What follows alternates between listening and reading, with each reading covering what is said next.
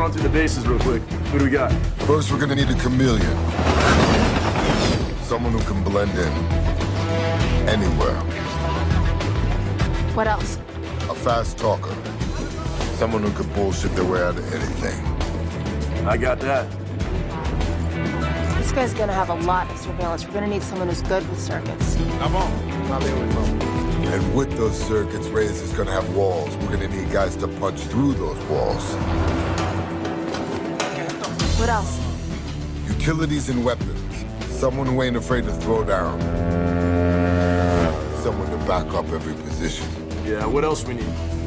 Most importantly, we're gonna need 2 precision drivers. Guys that don't crack under pressure. Guys that never lose. You know we got that.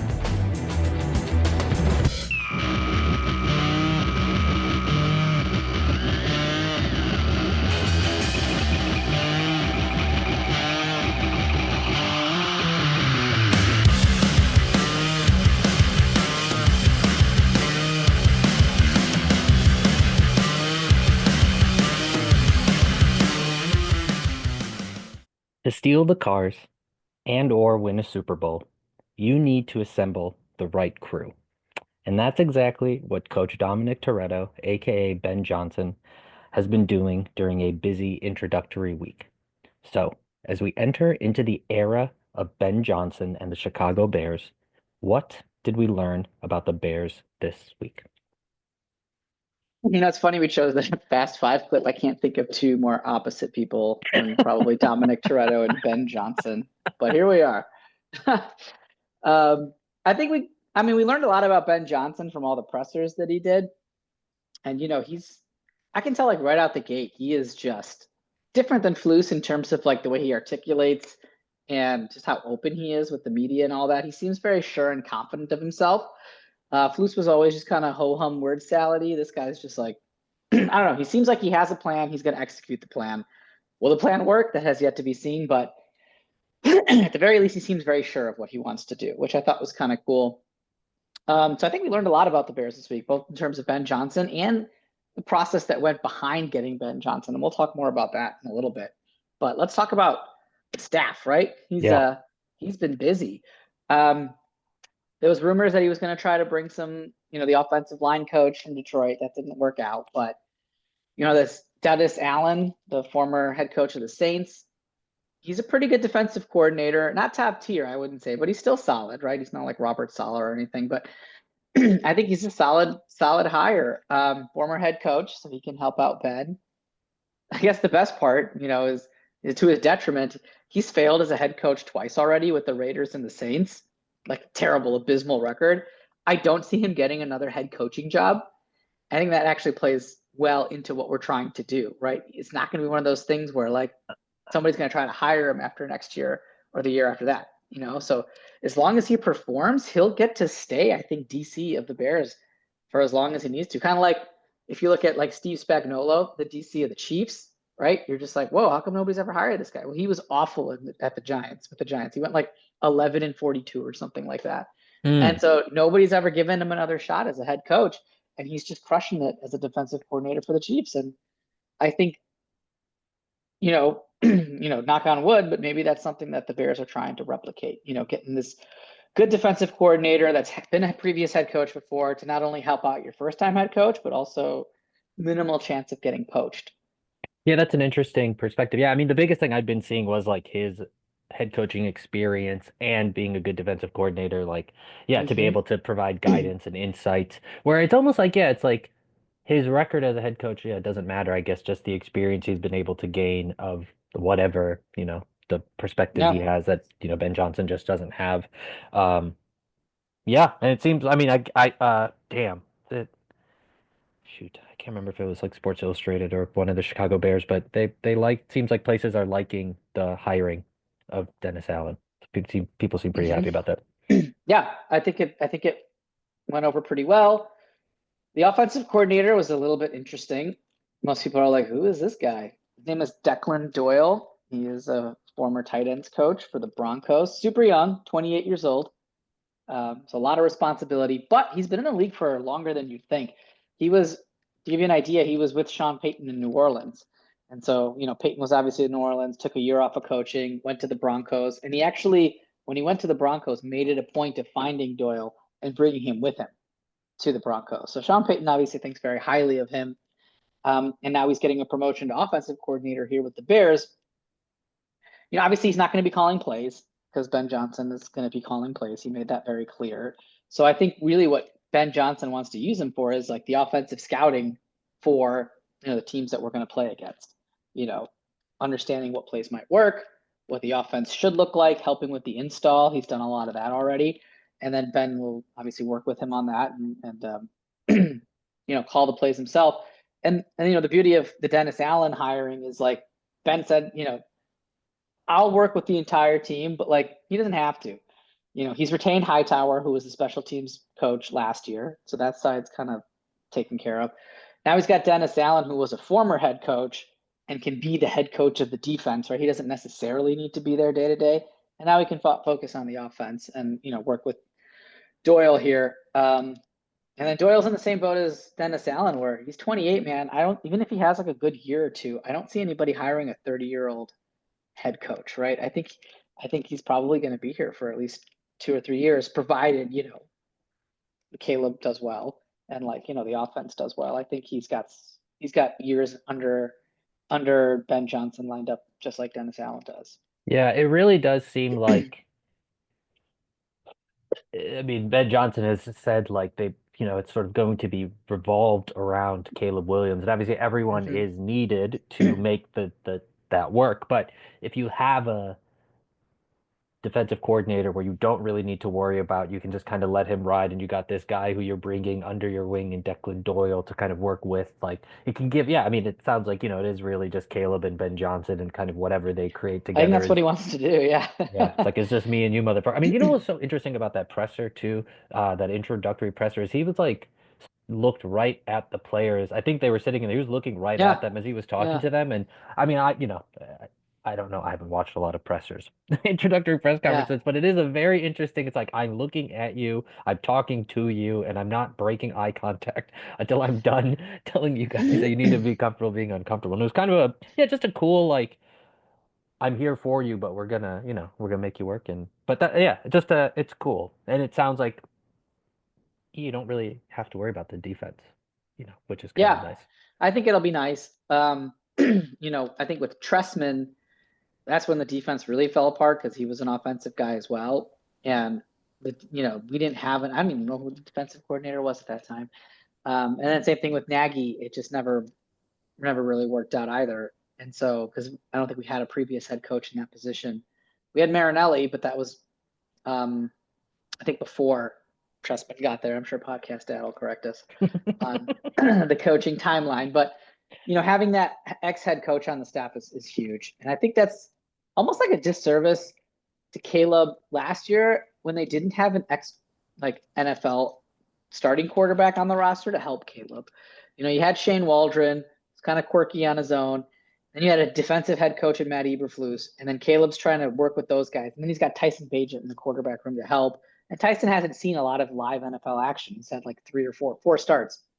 It would have been nice if he had like Marcus Mariota was there for Jaden Daniels this year, right? I think that would have been helpful for Caleb. We'll see what route Ben Johnson goes. If he brings in a veteran quarterback or not. I don't think he's necessarily tied to Tyson Bagent. I'd almost actually be surprised if Tyson Bagent was on the team next year, to be honest. Yeah. I think they can trade him. I think they'll get some value. And I think Ben will bring in a veteran, maybe Teddy Bridgewater. Bridgewater signed late with the Lions last year. Maybe he lures him over. He lured over JT Barrett, who was the quarterback's coach. He's on the staff now, and Antoine Randall, who was the wide receivers coach. So he's got some people coming from Detroit. Maybe he brings Teddy as well to get another veteran quarterback presence in the room. So yeah, he's building that staff out. They're still looking for an offensive line coach, which we know is important. Can't be worse than Chris Morgan. He was pretty bad the last 3 years. So we'll see who he gets. I think there's rumors of Dan Rauscher from he was an assistant for the Saints for 10 years. I think he's at Tulane now. There's rumors of him. He's got ties to Dennis Allen too, I think. So, and then he was there, I think, for the Breeze eras when they had like a really good offensive line. Yeah. And so, he's got a reputation. So that would be a nice hire. But yeah, so far so good. I think they're really hitting the ground running. And I think that, a lot of it has to do with Kevin Warren and Ryan Poles really changing the culture in that building. Now, I don't want to get too excited because McCaskies are still up top, but it does sound like they've changed as well, or at least have like heard the message, that was coming through.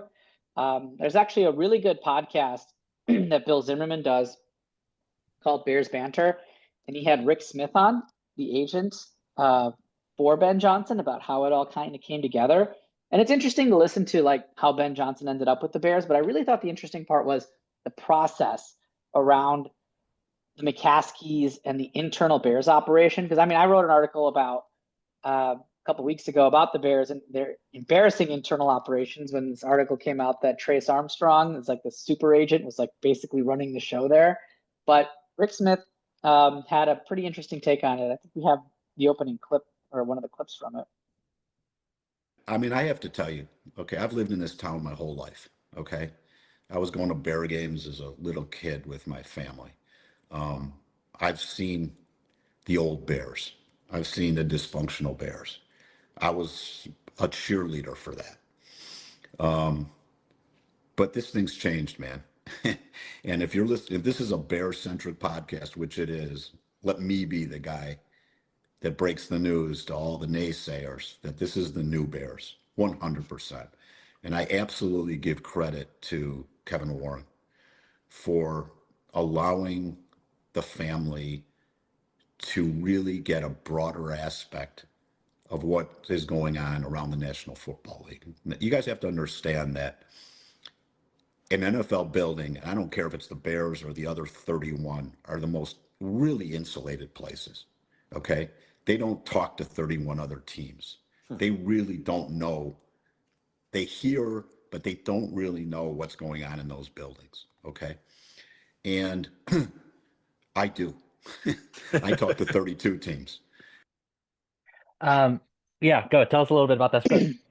Yeah, so that was Rick Smith. He's the agent for Ben Johnson. Like I said, the whole podcast is really great. A lot of good insight. He's surprisingly transparent, talking about the Raiders and the Jaguars. And, Ben calls him Monday morning and said, get a deal done with the Bears. And he's like, okay.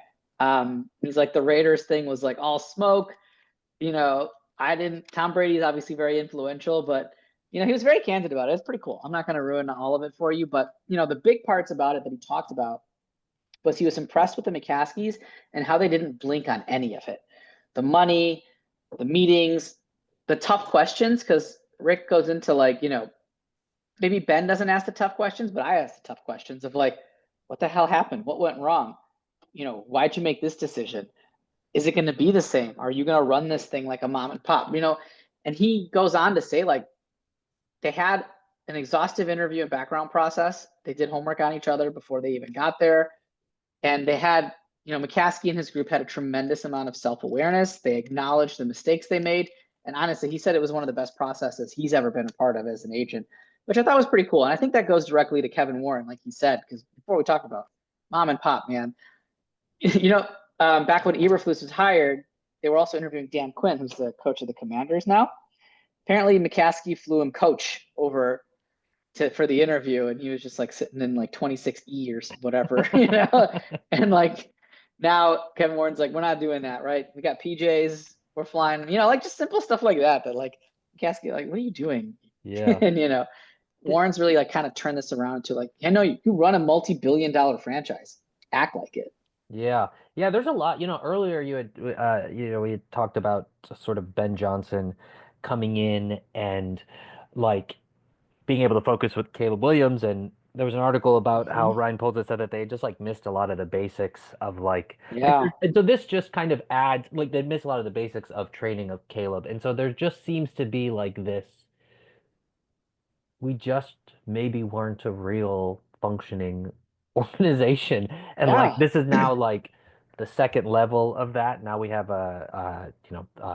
Kevin Warren sort of bringing in some of that more structure. And the question I'd asked you offline is like, what does this mean for the Bears? Because last year we have this like dream of we get this guy and he's going to take us to this promised land. And really that's like what Jaden Daniels basically did this year. And so now the feeling I'm getting as I'm listening to this is like, this is a lot more of a project than maybe we had expected. And if we're talking about Ben Johnson taking it down to the studs and making an offense that's Caleb Mm-hmm. centric, and like, I mean, in the past week, all these new guys, he's worked with a couple people, but now they're like away from Dan Campbell. They're a new, Yeah. it's all, and so it's like, yeah, it's like where does this leave us as a team? I think we're in a good place, but it's like we're almost like in a new starting place again. Like last year was We like are. this We team. Now are. we're back again in a better place. But It's like we yeah, hit the reset button, right? It's like, oh, let's try it. And then like, oh, never mind. Let's just go back and start over again. Uh, it feels like they have a little bit more of a plan now. And man, if this doesn't work, I really think this franchise is cursed. If you think about it, man. Like they got this QB prospect that had he come out the year, that he was the best player in football, hands down would have been the number one candidate, decided to stay in school another year, or had to stay in school another year because of the eligibility rules. And then we were lucky enough to have the number one pick that year, again, and got him. And then same thing with this coaching candidate, right? Oh, if he came out of the coaching cycle last year, everybody was after him. He decided to stay at Detroit. Now he comes out and we got him. So now we've got this like coaching guru and we've got this quarterback prospect and now they're married together on the same timeline. And you're just like, man, if this doesn't work, I don't know what's ever going to work. So I think it's pretty exciting. Obviously Bears fans are burned and, jaded and like the audacity of hope that we talk about and nobody ever wants to get too excited.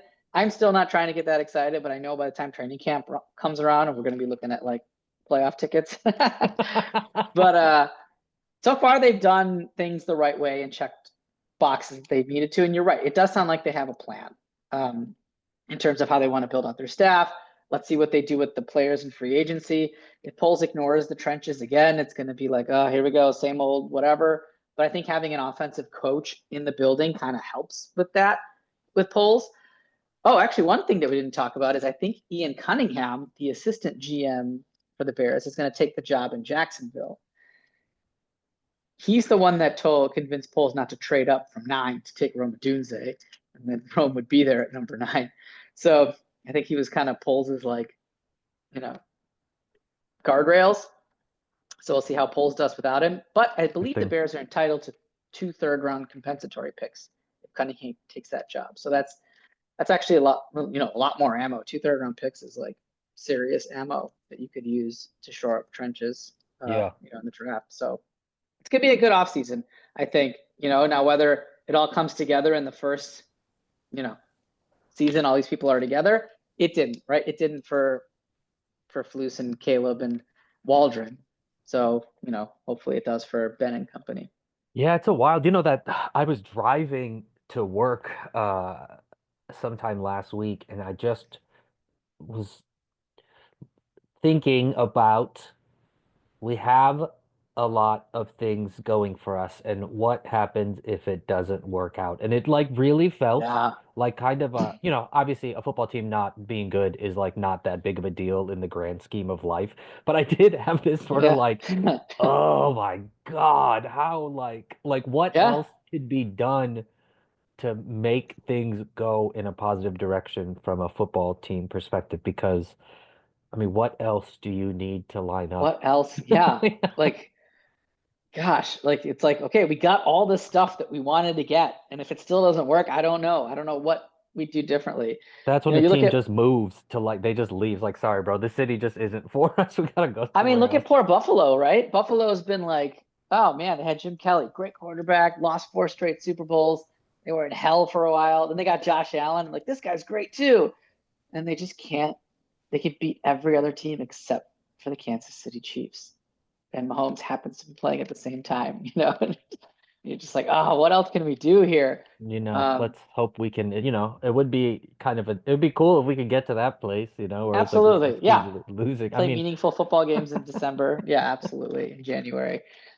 So yeah, no, it's exciting. I think as we approach the draft and free agency, it'll be more exciting, right? There's some good free agents.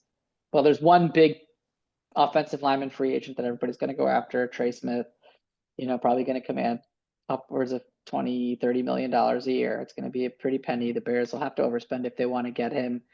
Drew Dahlman is another offensive lineman. Kevin Zeitler. There's a couple options that they could go with, and then obviously they have the 10th pick, and then they have like the 39th and 40th pick or something like that, as well. So there's opportunities in the first 3 picks to really also help beef up the offensive line, which I think they need to do, right? Because Caleb almost died last year. So Yeah.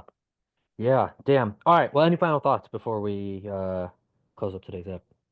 no, great week. Check out on Tap Sports if you wanted to listen to all the different interviews and press conferences that Ben Johnson's done. If you don't want to fish for him, I did write an article that kind of puts them all into one document, so you can just click on the links in there instead of having to find them yourself. So definitely check that out. And yeah, let's keep an eye out for the rest of this coaching staff, the offensive line coach, see who they bring in for that. But otherwise, I think the staff so far has been pretty good. For Samir Patel, I'm Chirag Rathod. We're the Bears in the neighborhood, living life a quarter mile at a time. Catch y'all. Stay next warm, week. Saskatchewan.